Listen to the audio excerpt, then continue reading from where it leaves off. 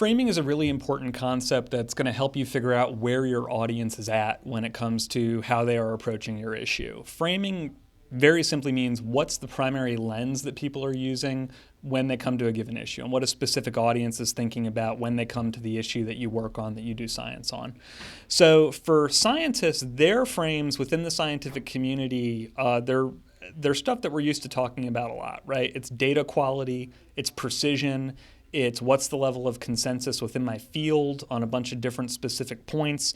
And it's also, what's my reputation? What's the reputation of a researcher who's putting something out? Is it in a high quality journal? Is it coming from an institution that has a really good reputation on a given field? Those are the frameworks that we're often using internally. And a lot of times in science communication, we make the mistake of thinking that those internal frames from within the scientific community are what we need to lead with externally, right? You should trust this research because it's coming from a very prestigious institution and the data quality is really high and it's been super duper peer reviewed and there's a ton of consensus around this. Those are all kind of science ways of talking about this stuff, and we can and should talk about this stuff, but often we have to start with the audience's frame first, and that frame can be very different, and that frame is often related to public policy topics, perceptions of the scientific community, these other frames that we have to grapple with.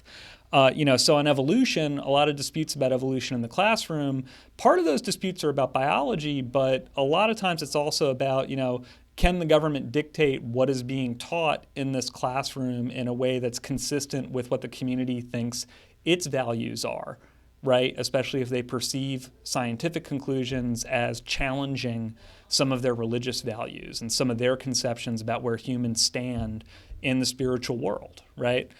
So if you're a science communicator who works in this field, you have to respect that if you're connecting with those audiences.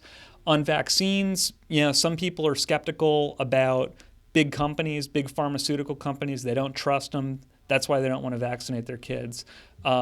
Texas, when Merck went in there and said that the HPV vaccine is something that should be mandated within the state if you want to send your kid to school, a lot of parents revolted against that. They didn't like that idea that the state could tell them how to take care of their kids. They didn't like that it was a vaccine that prevented a sexually transmitted disease. They felt like that was the state encroaching on something really sensitive for them. It was a family issue too.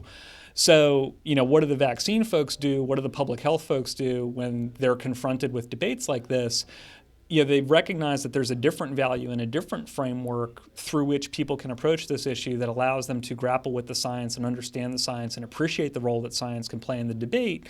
And it's so simple, we often don't think about it, but it's just children's health, right? And it's public health. And that's a very powerful frame to approach that issue with.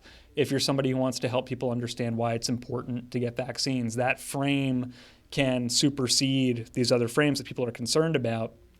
And they can all both be true at the same time in people's minds. But if you want folks to listen to the science, you have to lead with the frame that they're thinking about first, right? And say, you want to protect your family? Yeah, I'm with you. I want to protect families too. That's why, that's why I want to talk to you about vaccines and why it's so important to vaccinate your kids. On climate change, a lot of discussions about climate change. There are really debates about energy policy, and climate change has gotten wrapped into that, right? And people's perceptions about the role that corporations play in public life, how accountable they should be held for pollution, where the United States stands in relation to the rest of the world. There's a whole bunch of competing frames all around climate policy debates, and climate science is just part of those, right? So climate science communicators have to understand a lot of those audience frames too, and they need to be conversant in them to effectively talk about climate science. And an even simpler example would be on something like climate adaptation. Say that you're somebody who works on sea level rise.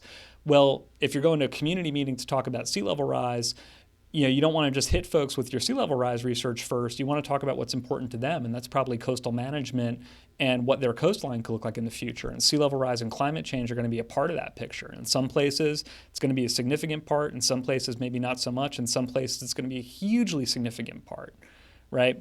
So thinking about those audience frameworks is really important for any successful science communication work.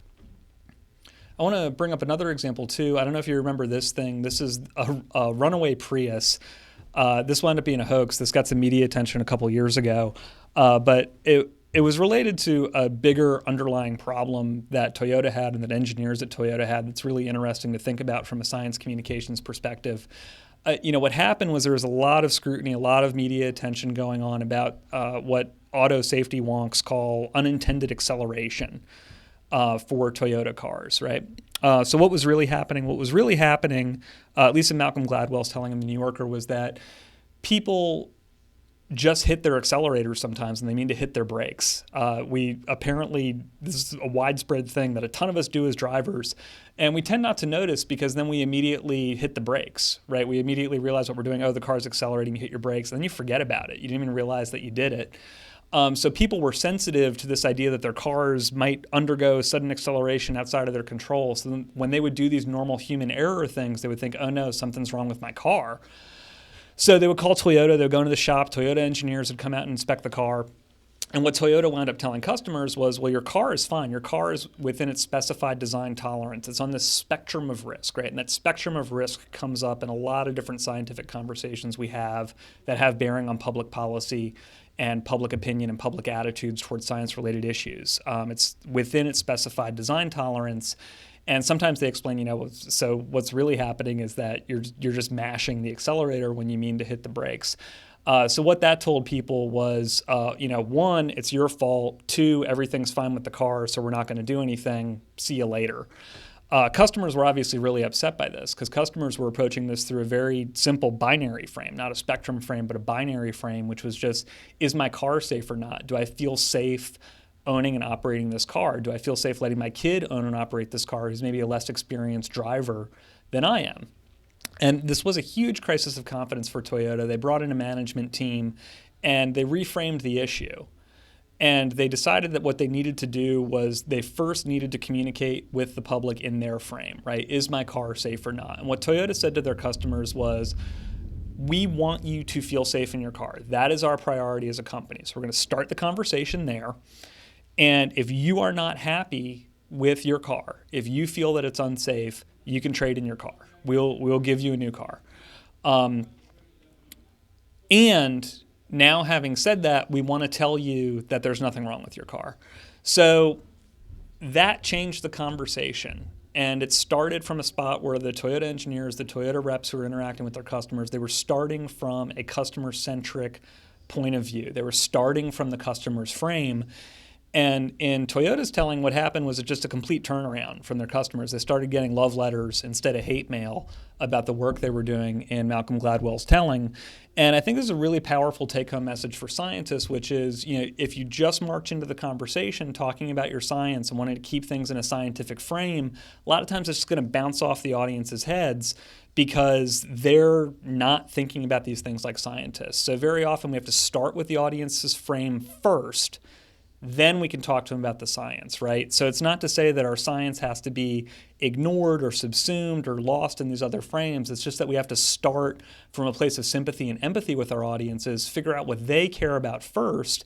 Then if we're able to do that, then we're able to even more effectively communicate and convey our science in a way that's useful to those folks that is consistent with the frames that they are bringing to a debate.